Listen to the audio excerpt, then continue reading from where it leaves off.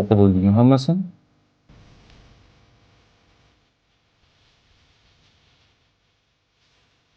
Menga qara. Ikki quloqing bilan eshitib ol. Agar men bilan tinch yashashni xohlasang, telefonimni boshqa titkilamaysan. Agar yana bir marta titkilasang yoki oyim eshitib qolsalar, biron bir gap so'z chiqsa, o'sha kuni quriysan. Tushundingmi? Hayotimdan yo'qolasan. Tushundingmi?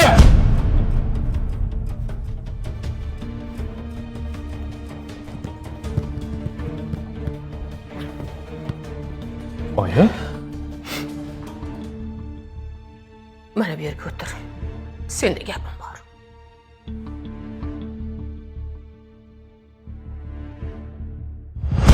Menga qarab o'yla.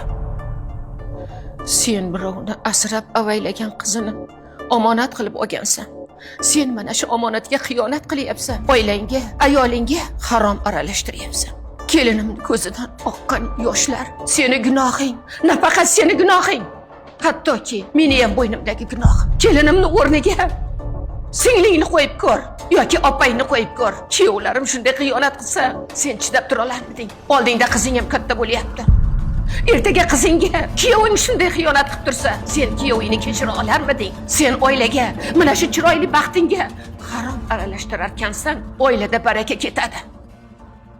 Or-nomusing ketadi, g'ururing ketadi. Qani seni erkaklik g'ururing? Qani meni senga bergan tarbiyam? Sen meni bergan tarbiyamga xiyonat qilyapsan.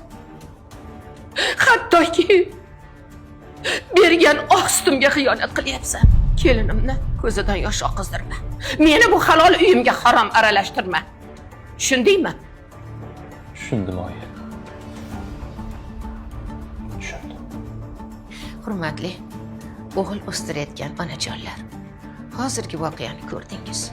Agar o'g'lim shu kuyga tushmasin desangiz, o'g'lingizga yoshligidan halol bilan haromni farqini o'rgating. Xiyonat o'ta jirkanch narsa ekanligini ongiga singdirib boring. Zeroki o'g'illarimizni tarbiyasi biz onalarni qo'lida. Qizlarimizni, kelinlarimizni ko'zlaridan xiyonat tufayli yoshlar oqib, ularni uvoliga qolmaylik.